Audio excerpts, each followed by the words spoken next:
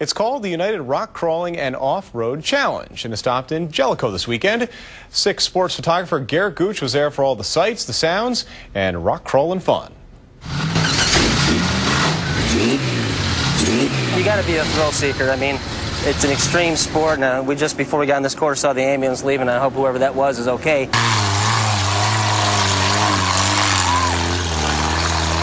You definitely got to have a different mentality to get in the buggy and strap yourself in. He's okay, and we're landing on all 4 wheels and still in the course, man. My eyes are looking at the finish line, and that's all there is to it. There you go. Having to take that risk and being able to evaluate that risk as to where you should stand or where you should steer, how far over that edge you should go is all part of the challenge in completing the course and doing well.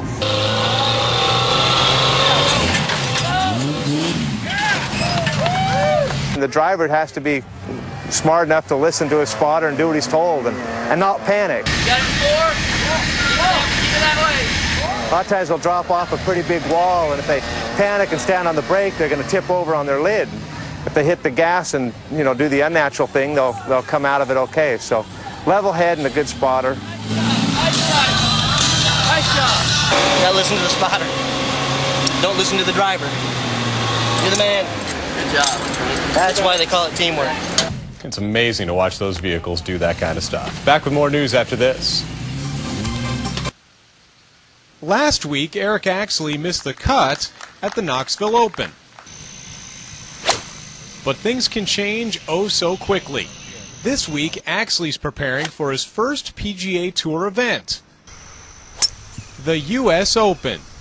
It's been awesome. It's been, you know, all the phone calls and all the good lucks and you know, getting all the travel plans, you know, together. I mean, it's been a good time.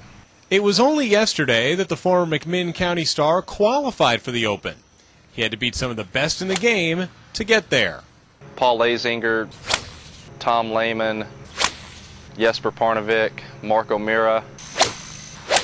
It just shows that, I mean, at a certain level that you can compete with, you know, on any given day you can compete with anyone. This is a moment Eric Axley has been waiting his entire golfing life for. The way he figures it, it's not just good enough to make the trip to the Hamptons, you better play well there. My goal is to win. I mean, I don't see why I can't, you know, there's not any hole out there that I feel like I should be able to par or birdie. I mean, so why, you know, my goal is to go up there and play the best I can and hopefully win. And golf fans in East Tennessee will be rooting for him. Mark Nagy, Fox 43 Sports.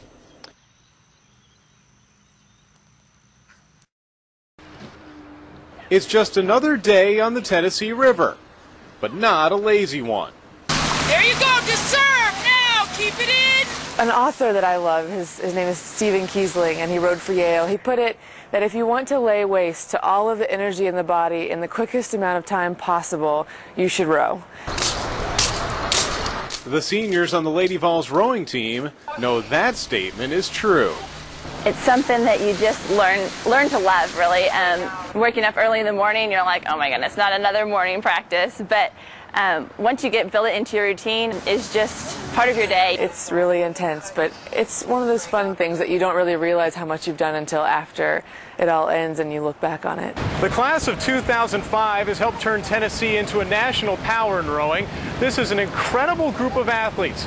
Consider this, 6 of the 8 seniors were walk-ons and had virtually no experience in the sport. This is really nothing I ever expect for my college career to be like, but it was definitely a challenge and something that I took on, and I feel like it's really benefited me. They have come together and gone through the growing pains of this program and really stuck it out with a commitment to each other and to the program and to me. And the graduates have 2 more chances to build on their legacy. Mark Nagy, 6 Sports. Mark, Brett Smith was the big football story today, but after practice, an estimated 10,000 Tennessee and Penn State fans came to Clearwater Beach to celebrate the Outback Bowl. It's a tough job, but someone's got to do it. What would Jimmy Buffett do? Funny you should ask that. What would he say? Sing with us now. It's a tall and strong, making a world of pain before I... Where'd you learn to dance like that? Knoxville, Tennessee! So you're a Tennessee fan. Yeah. And he's a Penn State fan. Yes, sir. How'd that happen? Well, we just got married. You got to be kidding me. Joe knows football. Yeah, it's a story about the team being on the beach today. I know. It's going to be really hard. All right, Renee, you're building a sandcastle here. Have you seen the big one down the beach here they made for the Outback Bowl? We did. We like the big T on there. That's the mother of all sandcastles, isn't it? It is. It's great. Are you going to get there with this one? Probably not. Man, it's been hot. A lot of sand, a lot of good Vol fans out here. Hey, hang on, Rick. I think we've been out here too long. I think we got sand in the microphone.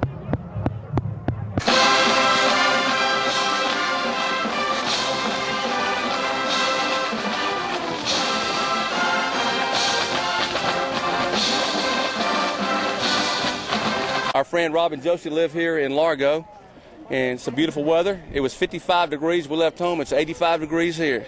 I've covered plenty of football games in inclement conditions. This isn't one of them. With the Vols in Clearwater Beach, Florida, Jim Wogan, 6 Sports. He makes it look smooth, like it comes to him without even trying. But the truth is, Chris Lofton's shooting touch has been perfected through constant practice. I was just, reading the screens. I was coming off screens today, just coming off ready to fire, quick release.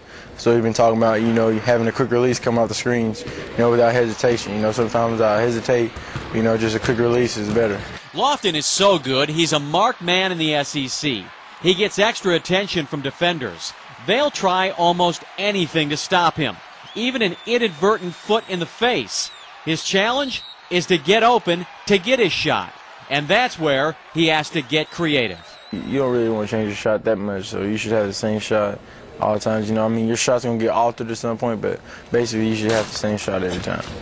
Shooters live in a streaky world. Their touch can come and go, and Lofton and the Vols live with those demons. At times, he is unstoppable. Credit UT's win at Kentucky this year to Lofton's hot hand. Other times, the magic is missing, and the Vols pay the price. Best example last Friday at the SEC tournament. Lofton was 4 of 14 shooting, and the Vols went home early. Vanderbilt, I was 2 for 11, so I was real frustrating for me, missing like 7 straight in a row, but, I kept shooting, I finally made one big one, so, you just got to keep shooting. Sometimes it's not going to be your night every night, you just got to try to get through it and just do what else you can do to help your team win.